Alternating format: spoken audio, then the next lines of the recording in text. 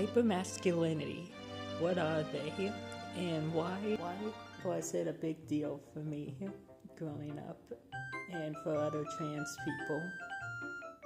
Hey everyone, my name is Pinky, and for this video, it's gonna be a short topic, hopefully, but it's gonna be about something called hypermasculinity.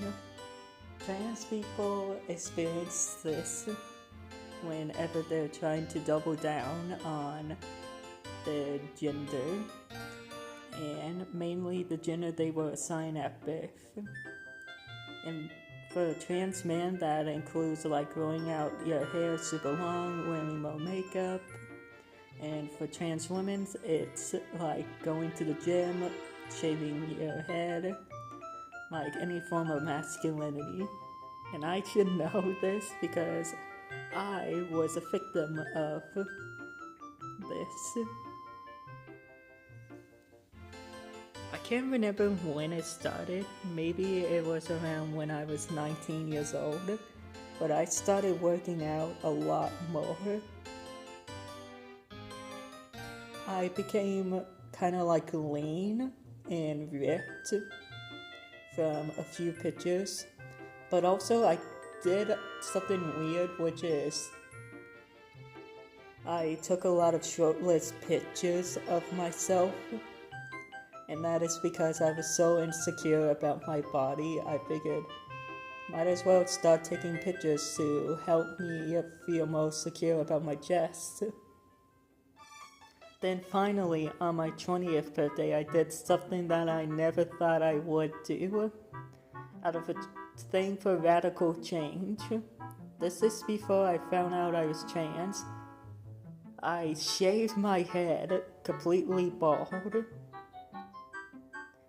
Yep, that was the most masculine thing I could think of doing, working out and shaving my head bald, because male pattern baldness runs in my family, and I was like, might as well get used to having a shaved head because I'm just gonna be a miserable bald-headed male for the rest of my life. And then finally, that's when it happened. That's when I came out as trans.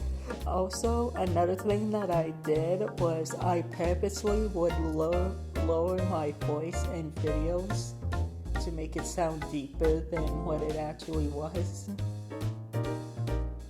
Oh bro, you got anyone you like? And that was definitely something. So why do hypermasculinity? The reason for it is because, like, right when you find out that you're trans, you try to double down on your gender because you're in denial, and that's the point I was at. I know trans people existed, but I didn't consider myself one.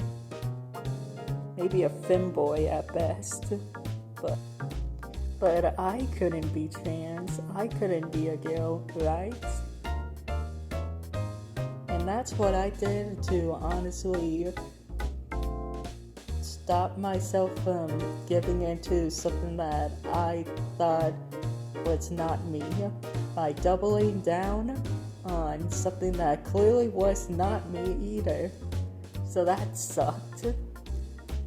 And let me tell you, probably one of the worst decisions I've ever made in my life,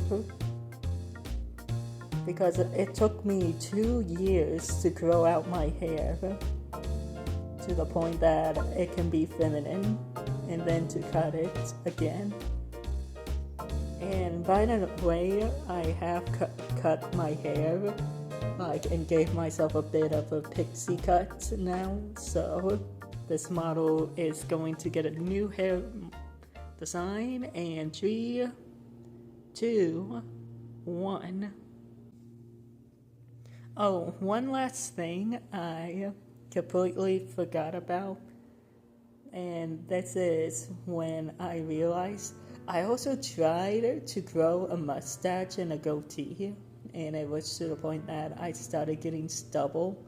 I didn't take much pictures of this because at that point I started to feel ashamed of myself, and who I am.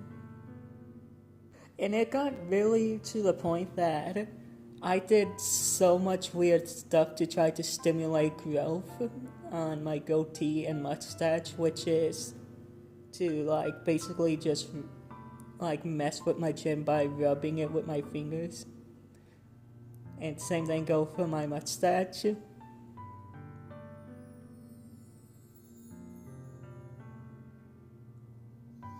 But honestly, like I said 1,000 times,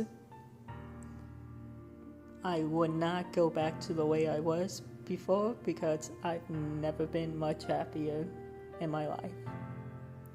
But thanks for watching this video about hypermasculinity. It's been really fun. And make sure to like and subscribe. I'm trying to get to 1,000 on this channel. And I'll see you in the next one. Pinky out.